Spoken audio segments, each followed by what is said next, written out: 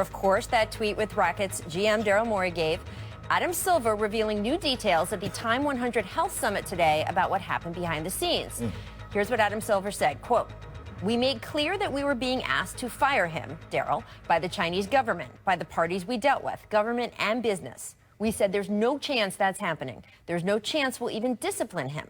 So, he also talked about sort of being an American business and taking those American values with them to China.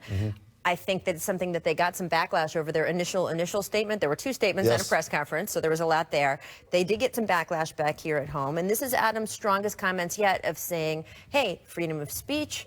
We defended Daryl and we didn't apologize for him, right? They apologized for the Chinese fans being insulted. And Adam, I thought, made a good point of saying, like, hey, both things can be true. We're not apologizing for Daryl's right to say what he said, but we can also say that we have Chinese fans that we know didn't like it.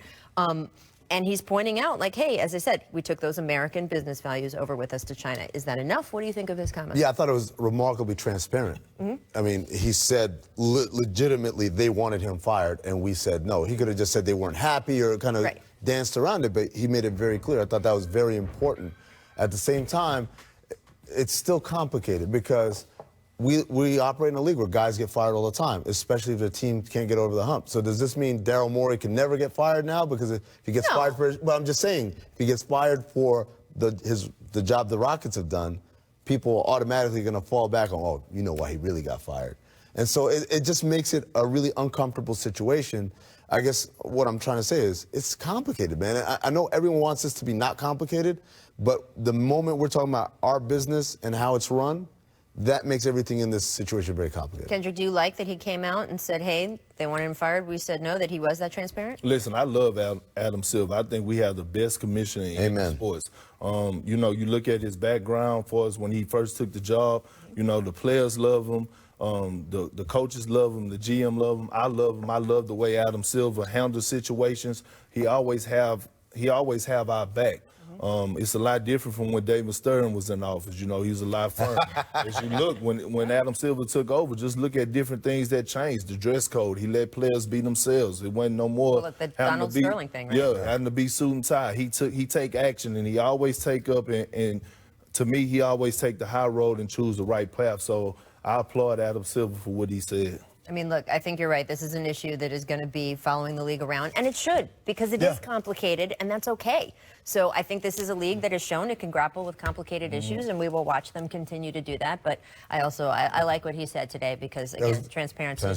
Just be glad when it be over with, right? Again, I don't think that's happening. Up next, we got all this time to throw down an open dunk. Shouldn't he be saving this for the regular season? Do you remember Huertas that one time? There we go. Oh, my guy, Dragic. Perk, why is the players, they always hurt until it's offensive time and then they feel healthy again? He staged that. He staged that. I like that. He had to try it out in preseason to make sure it worked for the regular season. He outsmarted Draymond. I never seen that. Way to go, Big McGee. I like it. Former teammates, and then, of course, you saw he had to do a little talking, right? He was hiding behind Spo. Right? There we go. Boom. It's all good. I still think JaVale should have maybe done this, when it counted. It's like the opposite of the J.R. Smith play where he was dapping up Jason Terry.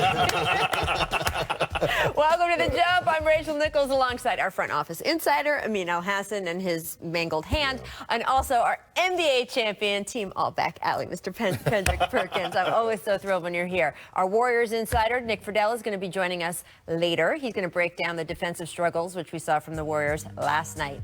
Also, we're going to discuss the contract extension Bradley Beal just signed with the Wizards. It's worth an additional $72 million. Is that a better deal for the Wizards or Beal?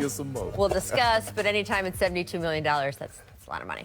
All right, so the first time I met Vince Carter was about 20 years ago in a chocolate factory in Canada. It was a promotional appearance the Raptors had trotted him and Tracy McGrady out for. They both had to wear these white lab coats and some uncomfortable shower cap type things on their heads to stand in an assembly line and pose for pictures. It was so delightfully awkward that I was pretty sure in the moment that it would be one of the most memorable things I would see Vince do. Of course, it turned out to not even be close. Over the last 2 decades, the player dubbed half man, half amazing has proven himself to actually be half man, all amazing. And last night, he showed yet again why. At age 42, Carter walked into Madison Square Garden and hit, 1, 2, 3. I want to get a hand up. Boom. Or, 4 three-pointers in a 5-minute span. The fans in the building loved it. NBA Twitter loved it. Here's Knicks beat writer Chris Eisman, quote, "Someday I'll tell my grandchildren about watching Vince Carter. Actually, I'll probably just bring them to a game so they can watch him themselves." And here's Coach David Fizdale after the game. We've seen Vince Carter play in several iterations. Well, he retired already. I'm so tired of him. We've seen him play in several iterations of his career. Do you still learn from watching him and what he's able to do at 14? I think it's phenomenal. I think it's awesome to see. He gives us 40 pluses, a lot of hope.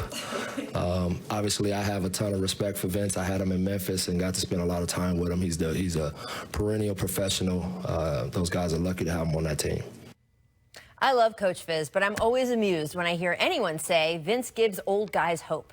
I promise, if you are a 40-something rec league player, you have no shot of doing what Vince Carter is doing. Let's be honest, if you are a world-class NBA player, you likely have no shot of doing what Vince Carter is doing, because literally what he's doing, no human being on this earth has ever done before. He is entering his 22nd season, more than Kobe, more than Kareem. Once the calendar flips to January, he will become the first NBA player to play in 4 different decades, which is just mind-blowing. He has also spanned actual multi-family generations. You know how last night Vince squared off against Knicks top draft pick R.J. Barrett? Well, Vince used to play with his dad, Rowan, who was in Raptors training camp a couple times and starred on the Canadian national team. After the game, Vince told ESPN's Malika Andrews that he knows the Hawks might not play him in all 82 games this year, but his goal is to be healthy enough to be available for all of them. Which, I mean, he played 76 last year, so I feel pretty good about his chances. As has been well documented at this point, Vince is crazy meticulous about all the extra stretching and rehab required to play at this age.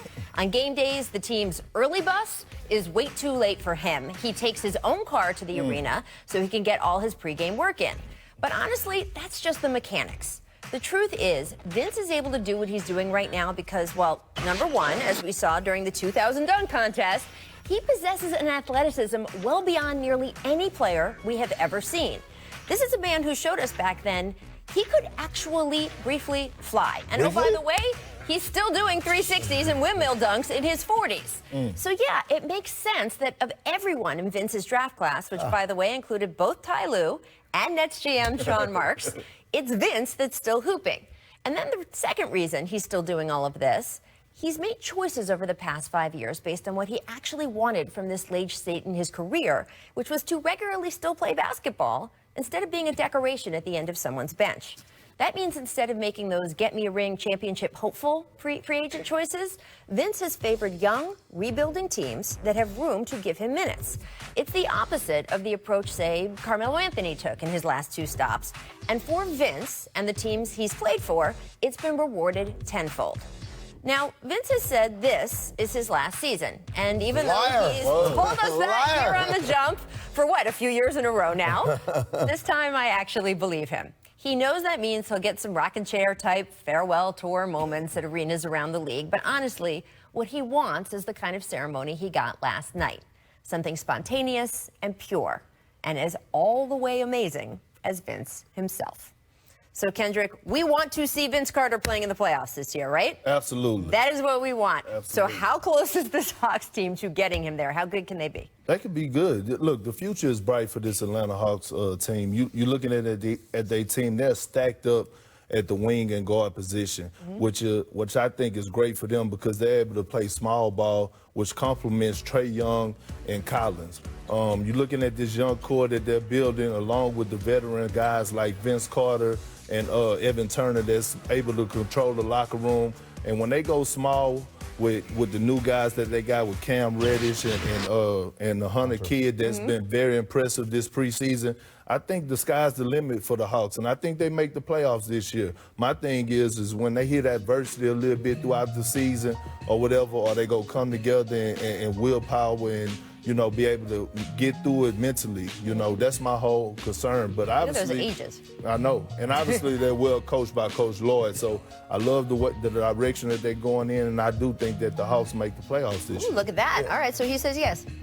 I say probably not, but I agree with everything he said. Right? So I think this is a young, exciting team. I think they're finding their way. I think in this league, when you have a roster that young, that many young guys, it's just hard to do the things, to execute in a consistent manner. Because the biggest thing about youth in this league is it's up and down. There are nights where you'll say, oh, they get it. They finally know how we want to do things. And then the next night, it's like, guys, we just talked about it, right? And so that's not a knock on their talent. It's just sometimes it takes time to develop that consistency, especially across a roster. We're not talking about one or two players. It's a lot of different guys. And even though Vince is one of the best vets there is, we had him in Phoenix, and he was awesome there. Evan Turner is a good vet as well, but there's only so much those guys can do. And it's only two of them versus how many of these other young guys. I see Atlanta looking like Denver the last few years, like Sacramento and New Orleans right now. It's like you're on the cusp. But here's the difference. Atlanta plays in the East. That's the only thing that makes it a reasonable. That's a really big thing. It's a big thing. But to me, I think we're also sell short a little bit some of the other East teams that are ahead of them, right? Miami, Orlando. You think I don't think Orlando is just ahead of the Hawks like that. I kind of not talent-wise. I don't think. Not talent-wise, but they're there as far as they've got a maturity level. Well, listen, and you and Rachel could answer this for me. Does, you know, far as like with the Hunter kid coming from Virginia, being well coached, far as with Cam Reddish coming from Coach K, do you think that helped them more so coming into the league, far as with their maturity and stuff like that? Reddish had a real up and down year at Duke. Hunter, maybe so. Maybe he's more ready. But Reddish, to me, he's exactly what I'm talking about. A lot of talent. You're excited, but is he going to be able to make the right decisions night in, night out? Because it really is about the marathon, right? We always say 82 games is too much, but it also tests what your concentration level is at, your focus level. Because it's easy to kind of, in February, just kind of start thinking the games as throwaway games. And I'm not quite sure that Atlanta's right there yet. Right, but the core of that young core of those guys on the list, Trae Young, John Collins, it's not their first year. No. And so I do like them. And again, they are playing in the East, and I don't know if Orlando is ahead of Atlanta. I learned last night as if I needed any reinforcement, New York is not ahead of Atlanta. So we have that. All right, now some breaking news.